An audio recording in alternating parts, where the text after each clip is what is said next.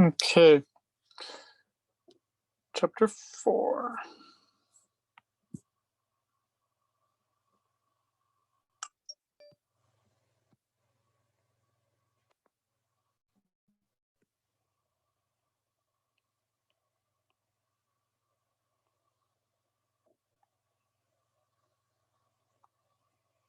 Now again, it's going to mark everything wrong because it is past the due time.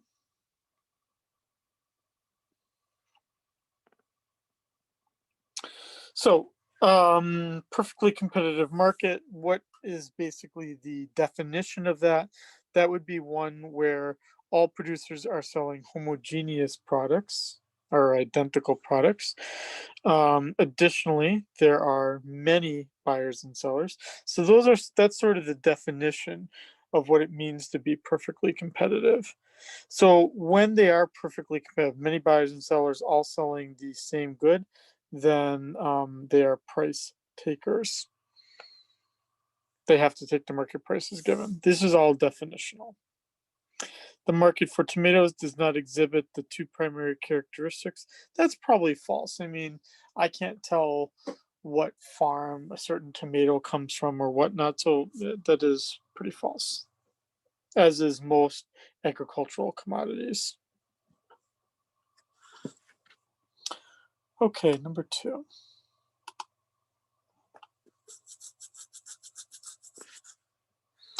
Now, as we think about law of demand, the demand curve, the demand schedule, and the quantity demanded, which of these phrases are matching these definitions?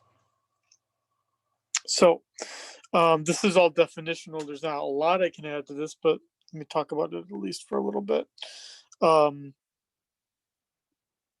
That other things being equal, quantity demanded falls as price rises. That is the definition of the law of demand. And if we draw then the curve that shows downward sloping where the price is falling and quantity demanded rises, meaning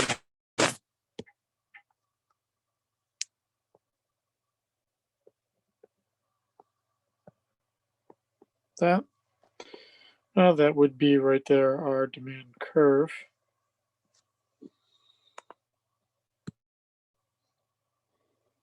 The amount of the good that buyers are willing to and able to purchase at a given price, that entire schedule lists the various prices and the quantities demanded. It's saying that if it gives us the price, what is that relationship describing on the other side of it? That would be the quantity demanded. By that we mean when you're given a price,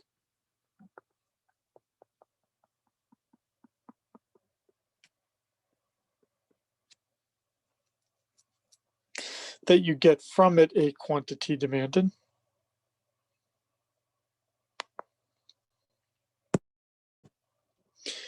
And then finally, the table would be the whole schedule. So the demand schedule would look something like this.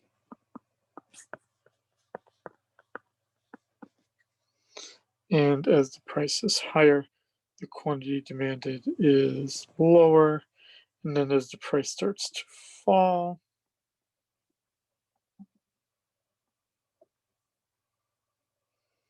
I guess at that point it's kind of infinity, but it'd be some high price or high quantity demanded. So that would be my schedule.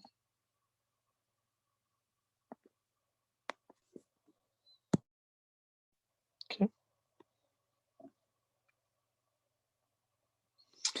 And then we've got our supply and demand curve here.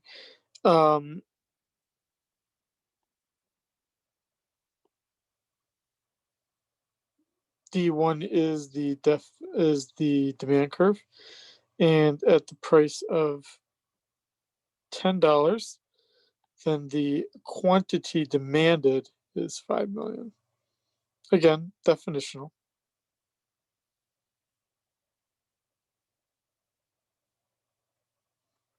Okay.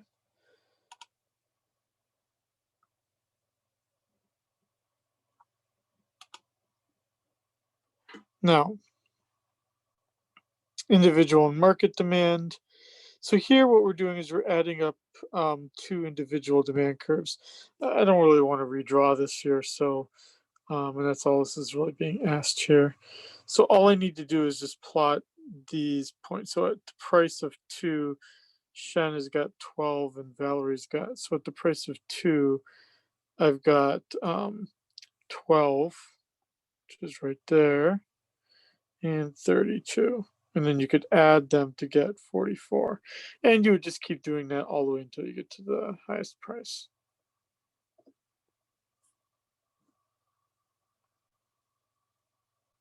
Okay.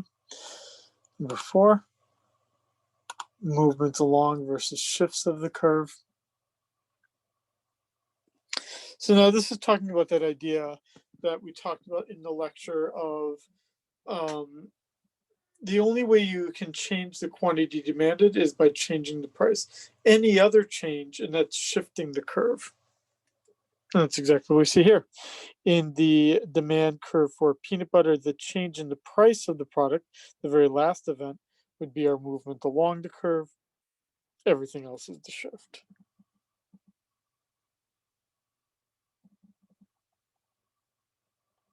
And these would be listed in here are all the factors that would cause it to shift.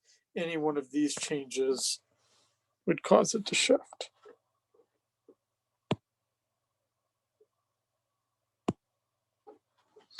Okay, then that takes us to supply.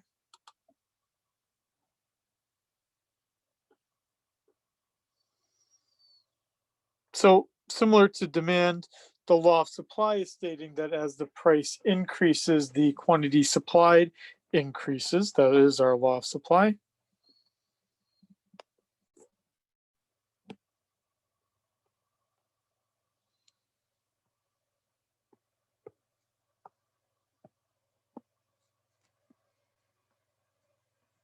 Each of these points being called quantity supplied points. And we can move along the curve.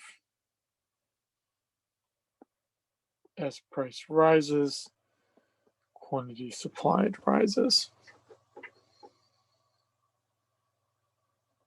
That is our law of supply. The supply schedule that lists all the various prices and all the various supplied points. The curve is, well, showing that relationship rather than stating the relationship with a bunch of numbers. And the quantity supplied point, that's the specific amount that would be supplied at that specific price. S1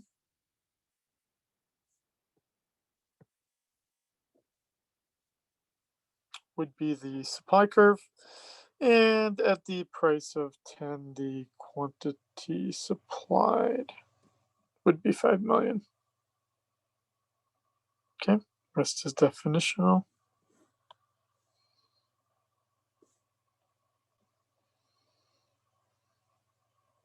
Sorry, I just did that one.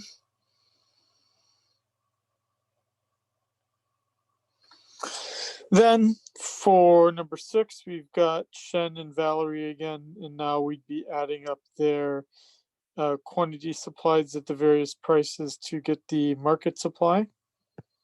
So we could do that same thing. We could look at the price at $4 and see that Shen wants 4 and Valerie wants 16. So at the price of 4, we'd see a 4 and we'd see a 16. And you could add up that 4 and 16 to get the total market supply at 20.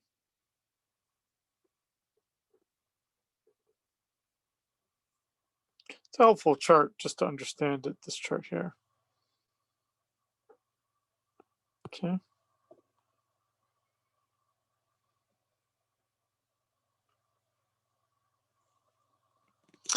Then we've got our differences between movements and shifts of the supply curve.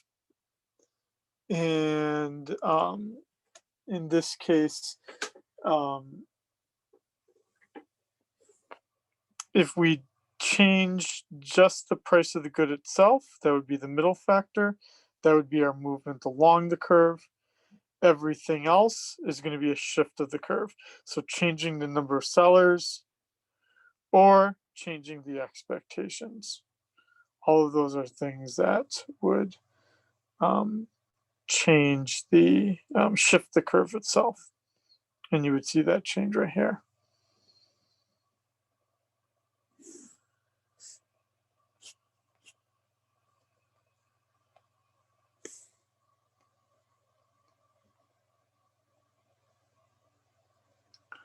Then if we're looking at the market for hot dogs in Houston, where there's over 1,000 hot dog stands at any given moment. I've actually never been to Houston, so I don't know if that's true or not. And then suppose the price of hamburgers increases. So now hamburgers and hot dogs are being treated as substitutes. And if they are the substitutes here, then what do we think would happen if hamburgers increases the price? Then fewer people would buy hamburgers. What are they going to buy instead? They're going to buy hot dogs. And that's going to shift out the curve for hot dogs from D1 to D2. And it's a shift because a change in the price of a different good.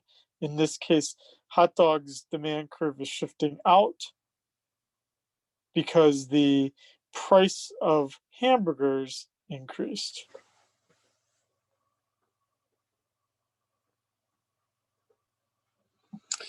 Then if we have an increase in income and hot dogs are a normal good, then demand would increase. Oh, sorry, decreases the income. I don't know why I didn't see that. Sorry, decreases the income, then decreases the demand. I would not get 100% on my exam.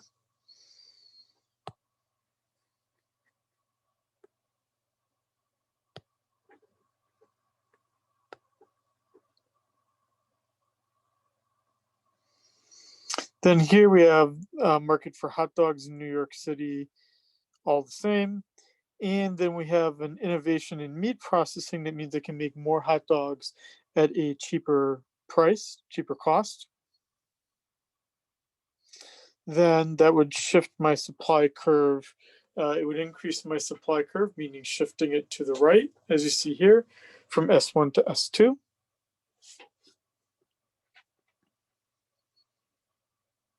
In this case, it would be not. Oh,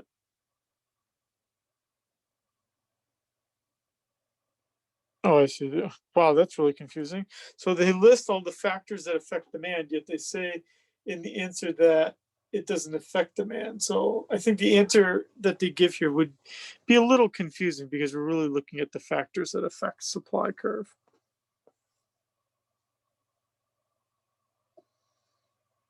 Number 10.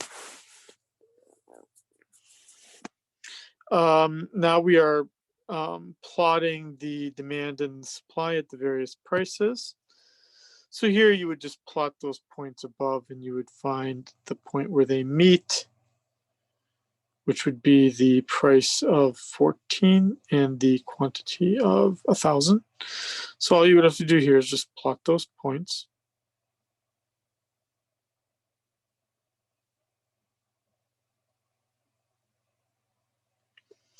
Then if there's a shortage, then the price has to increase. And for that market to reach equilibrium, what you would have to do is the way that you get through a shortage is that buyers keep bidding up the price to get through it. Sorry, again, let's draw this out so we see this.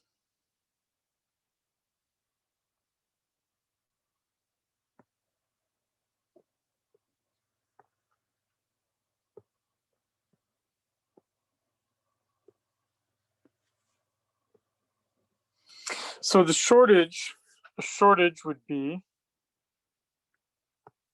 whenever quantity demanded is greater than quantity supplied. So it could be something like right here. So yes, the price is too cheap. And that's what we'd see right here. The price would need to be bid up to get rid of this shortage.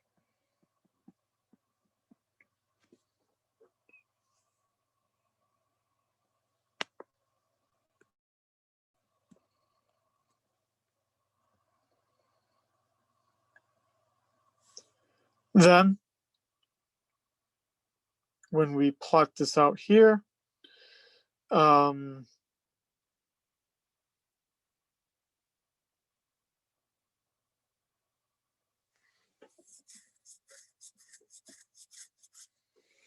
equilibrium price would be, looks to be about 50.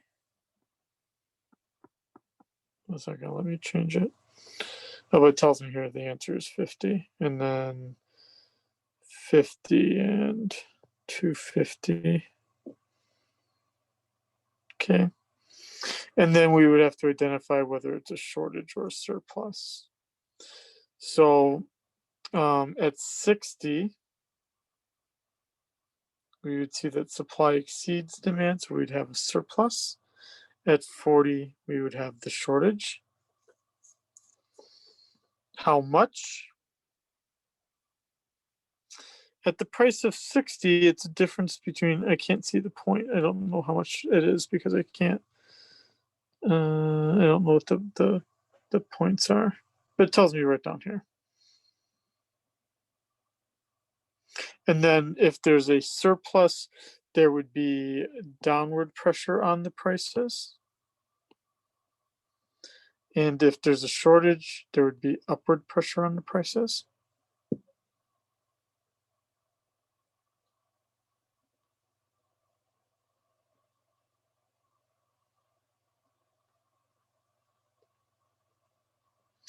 Then if we have two things,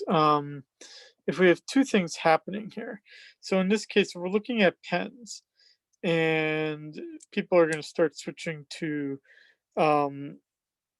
from pencils to pens, then that would increase the demand for pens, which you're seeing right here from D1 to D2. So that's people getting rid of their pencil and starting to use pens. But then if we see that ink, which is used in pens, that the price of ink has dropped considerably, that would mean that the sellers of the pens can now produce more pens at the same price. So you would have an increase in the supply curve because that would be a decrease in the cost of production. But what you really see going on here is that there's a description of whether the demand curve shifts a lot or a little, and whether the supply curve shifts a lot or a little.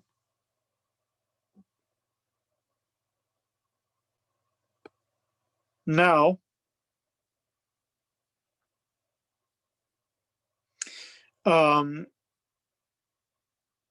let's see here.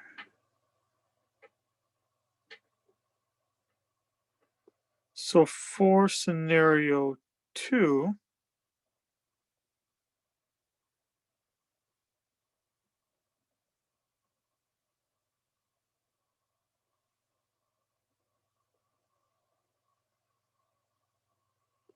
I have to follow, what is it?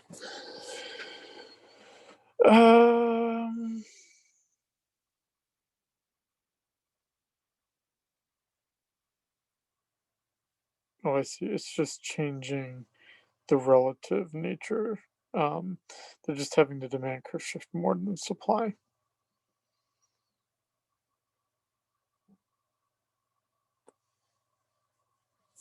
And then we could talk about how that changes the various prices based and the quantities based on that. And so the reason why this part is false is because we actually it's not one shifting by a smaller magnitude that's going to determine the whole effect. It's actually the one of the larger magnitude that's determining the price and how much that the curve that shifts more, whether if it shifts a little or a lot, that's going to be affecting what the equilibrium is.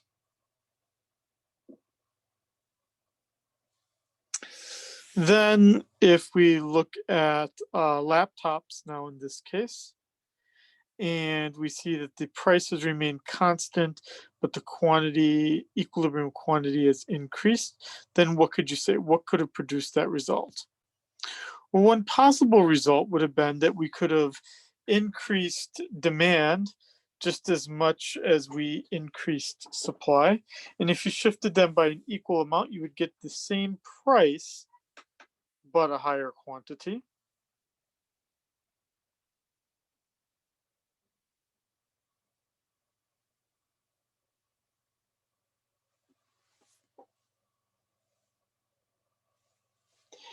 Then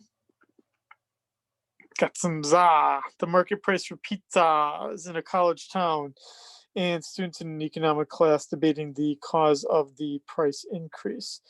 And one thing they note is that prices could have increased because the price of dough has increased. Others said that it was because there are more students enrolled. And then, in some sense, we're asked to talk about which one is correct.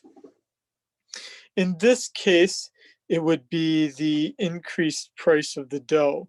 The increased price of the dough is going to shift the supply curve from S1 to S2, but not affect the demand curve. Then if we look at the second factor, the one that said there's more college students, now the supply curve doesn't shift, but we shift D1 from D1 to D2.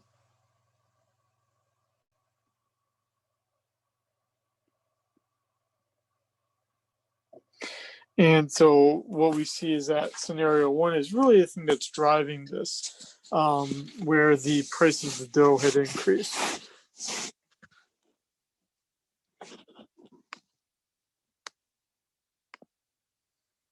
Okay, don't tell us anything more than what we need. And then we've got 3 beachfront parcels of land. 6 people want to buy it. They're all identical. The pieces of land, minimum selling price $595. And then it's looking at 6 individuals and their willingness and ability to pay. Who's going to get it? Well, the people that get it, are they going to be the ones that are willing to pay at least value it at $595,000? So not Andrew, not Beth, Lorenzo, yes, Niha, yes, Sam, yes, Teresa, no. So it looks like, right, and then we would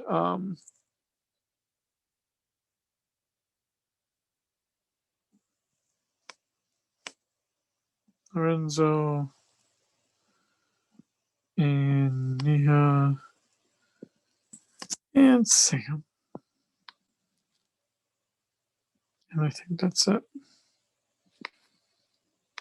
Okay. And now 582, 500. Is it going to be sold? Yes. I mean, it could be. You'd have some individuals that have a higher value than 582.5, but it's not going to capture additional individuals. So it's not going to be sold. It's not going to be sold because in this case here, the next buyer, the 4th buyer, would be Teresa.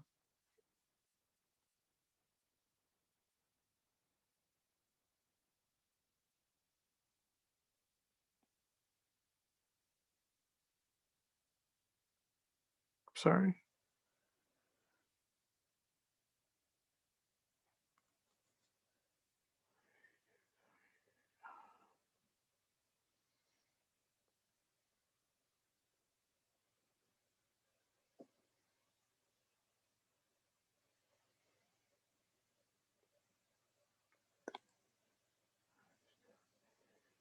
Sorry, I'm just trying to figure out why.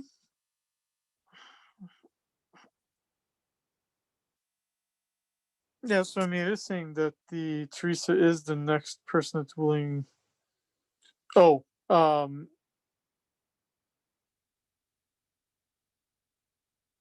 I see. Yes. Okay. So I am correct. It's just the wording here. Okay. So the fourth one doesn't get sold, as I had said, because you don't have any individuals with a value higher than 582,500. Um, you would have to lower the price down to Teresa's price, which would be the 570 to get her to buy it. Okay. And that's it, actually. Okay, so that's chapter 4.